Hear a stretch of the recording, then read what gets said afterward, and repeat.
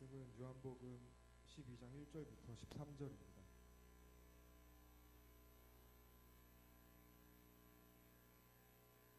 제가 봉독하겠습니다. 6월절 엿새 전에 예수께서 베다니에 이르시니 이곳은 예수께서 죽은 자 가운데서 살리신 나사로가 있는 곳이라. 거기서 예수를 위하여 잔치할새 마르다는 일을 하고 나사로는 예수와 함께 앉은 자 중에 있더라. 마리아는 지극히 비싼 향유 곧 순전한 나즈 한 근을 가져다가 예수의 발에 붓고 자기 머리털로 그의 발을 닦으니 향유 냄새가 집에 가득하더라. 제자 중 하나로서 예수를 잡아줄 가룟유다가 말하되 이 향유를 어찌하여 300데나리온에 팔아 가난한 자들에게 주지 아니하였느냐 하니 이렇게 말하면 가난한 자들을 생각함이 아니요 그는 도둑이라 동계를 막고 거기 넣는 것을 훔쳐 가니거라. 예수께서 이르시되 그를 가만두어 나의 장래할 날을 위하여 그것을 간직하게 하라. 가난한 자들은 항상 너희와 함께 있거니와 나는 항상 있지 아니하리라 하시니라. 유대인의 큰 무리가 예수께서 여기 계신 줄을 알고 오니 이는 예수만 보기 위함이 아니요 죽은 자 가운데서 살리신 나사로도 보려 함이로라. 대제사장들이 나사로까지 죽이려고 모의하니 나사로 때문에 많은 유대인이 가서 예수를 믿음이로라. 그 이튿날에는 명절에 온 큰 무리가 예수께서 예루살렘으로 오신다는 것을 듣고 종려나무 가지를 가지고 맞으러 나가 외치되 호산나 찬송하리로다 주의 이름으로 오시는 이 곧 이스라엘의 왕이시여 하더라. 아멘.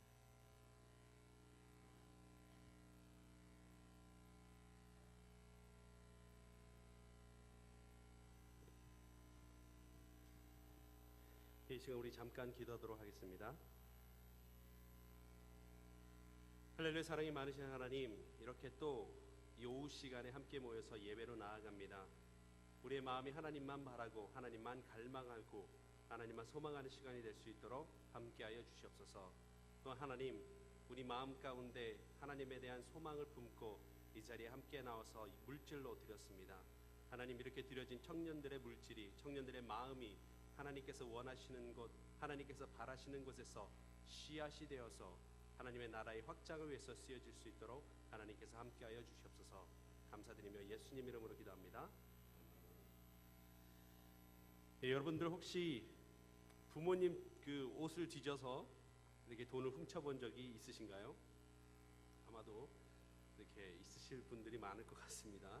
저도 어렸을 때 그 아버지 주머니를 항상 뒤져서 이렇게 100원짜리가 있나 500원짜리가 있나 뒤져서 훔쳤던 기억이 너무나도 많습니다. 그렇게 훔치다 보니까 이게 또 이렇게 뭐라 그러죠? 발전이 돼서 이제는 좀 더 큰 것을 이렇게 보게 되죠. 하루는 제가 있다 보니까 어머니가 이렇게 1,000원짜리들을 이렇게 모아서 신문지를 이렇게 싸서 그 장롱 뒤에 이렇게 몰래 숨겨두시는 것을 보았어요. 못 볼 것을 본 거죠. 그래서 결국은 제가 어머니가 나가시는 것을 보고 그 장롱 뒤로 가서 신문지로 접어놓은 것을 뺐습니다. 그래서 보니까 1,000원짜리가 한 이만큼 있더라고요. 그래서 이거 하나만 빼도 어머니는 모르겠지. 그리고 그 돈을 하나를 빼서 나가서 이제 맛있는 거 사 먹고 이렇게 왔습니다. 그렇게 하기를 몇 번을 했는데 안 걸렸어요. 어머니는 알고 계셨겠죠. 근데 저는 하나 반 뺐기 때문에 어머니가 모를 거다라고 생각을 했던 거죠. 하루는 제가 또 그 장롱 뒤에 손을 넣어서 그 신문지를 꺼냈습니다. 그런데 갑자기 문이 활짝 열리면서 어머니가 들어왔습니다. 이제 기다리고 계셨던 거죠. 한번 이제 걸려라. 누가 잡히나 한번 보자 하고 어머니는 그 뒤에 숨어 계셨던 거죠. 그래서 죽도록 맞은 적이 있는데, 그리고 며칠 뒤에 찬장에 150원이 이렇게 있었어요. 근데 그 돈이 없어진 것입니다. 그 용의선상에 누가 제일 먼저 올라갔겠습니까? 바로 저죠. 그날 밤에 저도 또 맞았습니다. 근데 맞고 난 다음에 제가 안 가져갔다고 분명히 얘기를 했는데도 저예요. 무조건. 그런데 조금 있다 보니까 150원을 누가 거기다 갖다 놨더라고요. 분명히 우리 누님이나 아니면 제 동생이 훔쳐갔다가 거기다가 갖다 놓은 것 같은데, 이렇게 내 것이 아닌 것, 그것에 손을 대는 것이 바로 도둑질이다라고 우리는 말하고 있습니다. 오늘 본문을 통해서 혹시 우리의 삶 가운데 그런 모습으로 살아가고 있지는 않은가 돌아보는 시간이 되었으면 좋겠습니다. 예수님을 아는 사람과 예수님을 알지 못하는 사람들의 삶들이 분명히 커다란 차이가 납니다. 자신이 예수 없이 사는 것이 절망인 사람들에게는 예수님 없이 살 수가 없습니다.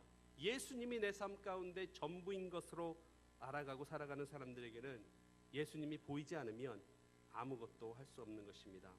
그런데 만약에 돈이 전부다라고 생각하는 사람이라면 예를 들어서 사람들이 1년치 월급과 맞먹는 그런 값어치가 있는 향유를 예수님의 발에 부어버리는 것은 절대로 납득할 수 없는 그런 짓거리입니다. 바로 유다가 그랬다라고 성경은 말합니다.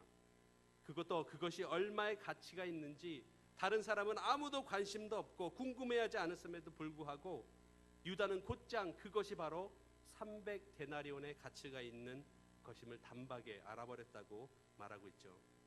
1년치 월급. 그는 그 순간 예수님의 죽음을 기념하기 위해서 그것이 부어지는 것을 알아차리고 바라봤던 것이 아니라 콸콸콸콸 쏟아져 내리는, 그렇게 버려지는 그 향유의 값어치에 마음이 걸렸던 것입니다. 유다는 예수님을 따라다니는 사람이었죠. 제자였습니다. 그러나 예수가 그의 삶의 방향이었던 적은 한 번도 없었습니다. 그는 예수의 뒤를 따르면서 그가 가졌던 관심은 바로 그 주머니였다라고 성경은 이야기하죠. 바로 그 주머니 안으로 들어오는 것, 바로 돈이 그 사람의 목적이었다라는 것이죠. 그는 알려지기를 12제자들 중 돈을 관리하는 사람이었다라고 우리가 너무나도 잘 알고 있습니다. 그러나 그가 돈을 관리한 것이 아니라 그는 돈주머니의 목을 잡고, 그 돈주머니의 목을 잡고 그 안으로 들어오는 것을 내어놓지 않았다라는 것입니다. 마치 그것이 내 것인 양, 그 안으로 들어오는 모든 것은 다 내 것인 양, 그는 그렇게 믿고 예수의 뒤를 따랐다라고 성경은 이야기합니다. 혹시 우리들에게도 이와 같은 모습이 있지는 않습니까? 우리 모두에게도 이와 같이 똑같은 자루를 하나씩 갖고 다닌다는 것입니다. 바로 우리의 인생의 자루들을 우리는 하나씩 갖고 있습니다. 우리는 확실하지 않지만 언젠가는 내 삶이 하나님께서 원하시고 바라시고 소망하시는 모습대로 내 삶이 그렇게 살기를 원한다라고 말하고 살고 있습니다. 그런데 부자가 되는 것이 꼭 여러분들의 삶의 주머니에 채우는 그런 희망사항은 아닙니까? 성공하는 것이 내 삶의 자루를 채우는 바람입니까? 여러분들의 삶 가운데 있는 이 삶이라는 자루를 무엇으로 채우고 있습니까? 군대에 있을 때 아주 친한 동기가 한 명이 있었습니다. 힘든 시기를 함께 보낸 친구였습니다. 같이 예수 그리스도를 믿는 크리스찬으로서 훈련소에도 같은 방을 썼고, 나는 12번이었고 그 친구는 13번, 바로 옆자리에서 함께 신앙생활을 했던 친구였습니다. 이렇게 함께 부대로도 보내지고 중대로도 보내졌습니다. 2년 반 동안 군대 생활을 하는 동안에 서로 지나가면서 어려울 때마다 우리가 예수님을 믿으니 힘내자라고 그렇게 격려했던 친구입니다. 그런데 저에게는 안 좋은 버릇이 한 가지 있었습니다. 무엇이냐면 항상 돈을 내야 할 때 돈을 내지 않는 그런 이상한 버릇이 있었습니다. 밥을 먹으러 가도 친구가 돈을 낼 동안 저는 앉아서 신발 군화끈 묶는, 이렇게 군화끈 하나하나 이렇게 매는 척하면서 돈을 안 내고, 또 지금 잔돈이 없네, 먼저 내, 내가 나중에 줄게 라고 말하면서 꼭 안 갚는 그런 나쁜 버릇이 있습니다. 저에게 그렇게 당한 사람이 여기에는 없을 거라고 제가 생각을 하는데, 그렇게 했기 때문에 친구가 하루는 저에게 그렇게 얘기를 하더라고요. 야, 너는 기독교인으로서 그렇게 해서는 안 되지 않겠느냐, 항상 너는 그런 식으로 사람들에게 돈을 떼먹는 어떤 그런 일들을 하느냐라고 저에게 친구가 얘기하면서 다시는 너와 만나지 않겠다라고 그렇게 했던 적이 있습니다. 우리는 그리스도인이라고 말하면서 우리 가죽 주머니 안으로 들어오는 그것에 쑥쑥 우리가 넣는 데만 익숙한 삶을 살아가고 있습니다. 우리의 자루를 움켜쥐고 그 안으로 학력이라는 것을 넣기를 원하고, 내가 원하는 모든 것들을 적어서 목록들을 만들어서 그 가죽 주머니 안으로 우리는 계속해서 넣는 삶을 살아가고 있다는 것입니다. 아무렇지도 않는 듯 우리는 그 가죽 주머니에 목을 잡고 예수 그리스도의 뒤를 따르는 삶을 살고 있습니다. 그런데 중요한 것은 오늘 성경이 그런 유다를 가리켜서 바로 너는 도둑이다라고 말하고 있다는 것이죠. 그저 가죽에 목을 잡고 그냥 그 안에 들어오는 것을 부여잡고 예수를 따랐을 뿐인데, 그를 가리켜 도둑이다라고 말하는 것입니다. 여보세요, 저는 그저 이 자루를 잡고 예수님의 뒤를 따랐을 뿐이라고요. 유다는 그렇게 항변할지도 모릅니다. 그러나 성경은 유다가 그것을 마치 제 것인 양 움켜쥐고 따랐기 때문에 라고 말하고 있습니다. 우리에게 주어진 그 모든 것이 내 것이 아니다라는 것입니다. 내가 누리고 있는 모든 것, 내가 가지고 있는 모든 것, 하나님께서 내 삶 가운데 주신 모든 축복들이 바로 내 것이 아니다라는 것입니다. 하나님께서 이렇게 말씀하십니다. 사람이 계획할지라도, 무엇을 계획하고 무엇을 하려고 할지라도 그것을 인도하시는 분은 여호와시다라고 말합니다. 하나님께서 우리를 부르시고 그 목적을 위하여 우리에게 여러 가지 재능과 지혜와 능력들을 주시고 부모를 허락하시고 우리에게 그렇게 살 수 있는 기회들을 주셨습니다.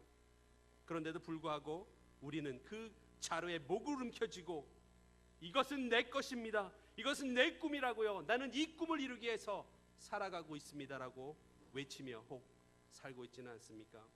아니면 오히려 더 심하게 하나님께서 주신 기회들을 거들떠보지도 않고 전혀 나와는 상관없다는 듯이 내 꿈과 내 비전들은 돌아보지도 않고 살아가고 있지는 않습니까? 게으름과 나태와 가야 할 방향도 모르고 좋은 습관도 없고 열정도 없고 시니컬하기만 하고 고집만 세고 가슴을 태우는 열정조차 없으면서 그렇게 오늘 내일을 살아가고 있는 모습은 없습니까? 성경은 그런 사람들을 바로 도둑이라고 말하고 있습니다. 하나님께서 허락하신 것들, 그 모든 것들을 자신의 것이라고 착각하고 그 목을 이어잡고 살아가고 있는 모습이 혹 우리 가운데 있다면 바로 우리는 도둑인 것입니다. 유다에게 그리스도는, 예수님은 언제나 방향이 아니었습니다. 그의 삶을 벅차게 하고 끌어오르게 하고 어디에 가든지 어느 곳에 가든지 생명을 잃을 수도 있지만 따라갈 용기가 있고 용기를 주었던 예수님이 아니었습니다. 그에게 예수님은 자신의 그 가죽 주머니를 채우기 위한, 내 삶에 필요한 것을 채우기 위한 따라다니는 물주에 불과했던 것입니다. 결국 그는 마지막에 예수님을 돈으로 팔아버리고 말아버립니다. 또 오늘 본문을 보면 그 예수님을 유다의 손에서 사는 대제사장들이 나옵니다. 어찌 보면 그들은 백성들의 죄를 안고 성소에 나아가서 하나님께 그들의 죄를 고백드리는 어떤 중요한 일을 감당하는 사람들이었습니다. 그 누구보다도 하나님의 말씀에 귀 기울여야 하는 사람들이었죠. 그런데 사람들을 바른 길로 인도하고 인도해야 하는 제사장들이 성막에서 제사를 드리며 그 누구보다도 성막이 하는 일이 무엇인지를 알아야 하는 사람들이 예수님께서 성막으로 오셨을 때 예수님조차 알아보지 못하고 오히려 사람들이 예수께 모이기 시작하자 예수를 어떻게 하면 죽일까 논의하고 있는 모습을 보고 있습니다. 그런 모습이 맞았을 때 유다는 팔고 제사장들은 사고 하는 모습이 오늘 본문 가운데 나오는 것을 보게 됩니다. 이스라엘을 지키는 지도자들이 마치 개와 같아서 배가 불러서 잠에 빠져 짖지 않는 게으른 개처럼 묘사되고 있는 것입니다. 그들은 남의 일에 관심이 없습니다. 그저 자신의 배만 채우고 늘어지는 개와 같다라고 말하고 있는 것입니다. 이것이 바로 하나님을 떠난 지도자들의 모습인 것입니다. 어찌 보면 사는 자, 바로 예수를 유다에게서 사는 자들, 제사장과 파는 자 바로 유다는 우리의 모습이 아닌가 돌아봐야 합니다. 하나님께서 주신 비전이 있습니다. 소망을 마음에 담고 그리스도를 잃어버린 세대를 위해서 알리기 위해서 제사장 된 모습으로 그리스도께로 사람들을 인도하기 위하여 그 목적과 비전을 가지고 하나님께서 우리들을 한 사람 한 사람을 부르셨습니다. 나에게 주신 지혜를 가지고 나에게 주신 능력을 가지고 소망을 가지고 내 것이 아닙니다, 하나님 것입니다, 하나님을 증거하기 위해서 살겠습니다, 하나님의 사람으로서 부르심을 우리가 알고 나아가고 있습니까?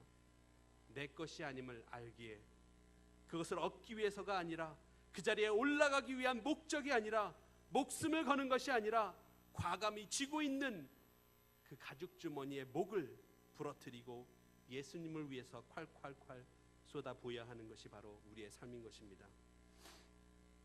오늘 움켜쥐고 있는 유다와는 다르게 그 주머니에 목을 부러뜨리는 사람이 등장을 합니다. 바로 나사로의 동생, 여동생입니다. 영어로 이 향유의 박스를 이야기할 때 알라바스터 박스라고 이야기합니다. 무엇입니까? 석고로 만든 용기라는 것입니다. 이 용기의 주둥이를 막아놓았기 때문에 그 안에 들어있는 향유를 쏟아내기 위해서는 그 목을 부러뜨려야 그것을 쏟을 수 있다라는 것입니다. 그 여인에게 그 안에 들어있는 향유의 가격이 얼마인지 중요하지 않았습니다. 그것을 위해서 얼마나 오랜 기간 동안 일했는지 그것 또한 중요하지 않습니다. 기억나지도 않습니다. 그녀에게 중요한 것은 바로 예수님을 위해서 이것을 사용하고자 한다라는 것이죠. 그녀가 바라보았던 것은 오로지 그리스도 예수뿐이었습니다. 예수님을 위해서 내가 간직하고 있는 내가 가장 소중하다라고 말하는 것, 그 모든 것에 목을 부러뜨리고 그것을 예수님을 위해서 쏟아붓는 것입니다. 나의 열정, 나의 지혜, 내 모든 것을 예수님만 바라보면서 그 목을 부러뜨려 버리는 것입니다. 오늘 마리아가 향유를 쏟았을 때 그 방 안에는 향유 냄새로 가득 찼다라고 말하고 있습니다. 여러분의 주변의 사람들은 여러분들로 인하여서 힘을 얻고 있습니까? 위로를 얻고 있습니까?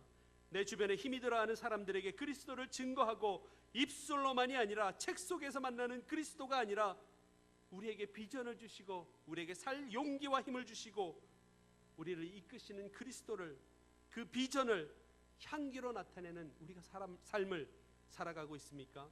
내 것이 아니기에 내가 이래서 벌어들이는 것을 세상을 위해서 다 환원할 수 있는 그런 그리스도인으로 우리가 살아가고 있습니까? 아니면 내 목적을 위해서 그리스도까지도 팔아넘길 수 있는 독한 냄새로 주변 사람들의 마음을 어둡게 하는 그런 모습으로 우리가 혹 성장하고 있지는 않습니까? 우리가 잘 알고 있는 우화 중에 이런 우화가 있습니다. 옛날 임금님이 타는 당나귀 한 마리가 있었습니다. 임금님이 당나귀를 타고 한 바퀴를 순찰하면 온 국민들이 다 나와서 그 왕을 이렇게 환호합니다. 임금님을 등에 태운 나귀는 그 태운 역할에 걸맞는 온갖 아름다운 장식으로 이렇게 꾸며놓았습니다. 갈채와 환호가 고무된 그때 이 나귀는 무엇을 보았습니까? 바로 사람들이 나를 환호하는구나, 사람들이 내 모습을 보고 나를 환호하는구나. 나귀가 펄쩍펄쩍 뛰기 시작했습니다. 그때 왕은 나귀에서 떨어지게 되죠. 그리고 사람들은 그 나귀를 두들겨 팹니다. 바로 이것이 우리들의 모습이 아닙니까? 우리들의 삶은 우리를 드러내기 위한 삶이 아니라 바로 그리스도를 드러내기 위한 삶인 것입니다. 오늘 본문을 보면 마지막으로 12절 13절에서 그 이튿날 예수님께서 예루살렘에 들어가셨을 때 사람들이 종려나무 가지를 들고 호산나 외치는 모습을 보게 됩니다. 그리고 5일 뒤 예수님은 십자가에 달려 죽으셨습니다. 무엇을 위한 삶이었고 무엇을 위한 죽음이었습니까? 그의 33년의 삶이 무엇을 위한 삶이었습니까? 그의 삶은 우리의 생명을 위해, 우리가 생명을 얻기 위해 바로 죽음을 택하신 것입니다. 우리를 향한 사랑을 그의 삶으로 채워주신 것입니다. 그리고 십자가에서 죽으신 것이죠. 우리 성도 여러분들, 청년 여러분들, 우리 청년들의 삶, 내 삶의 주머니를 무엇으로 채우고 있습니까? 여러분들에게 주어진 그 삶의 주머니를 무엇으로 채우고 그 주둥이를 잡고 움켜쥐고 살아가고 있지는 않습니까? 그렇다고 한다면 이제 우리는 무엇을 위해서 뛰어가야 합니까? 우리가 채우고 그 목을 부러뜨리고 예수 그리스도를 위해서 사용하기 위해서 우리는 남은 우리의 삶들을 살아가야 한다는 것입니다. 삶의 목을 부러뜨리는 그런 삶들이 우리 삶 가운데 회복되기를 주님의 이름으로 축복합니다.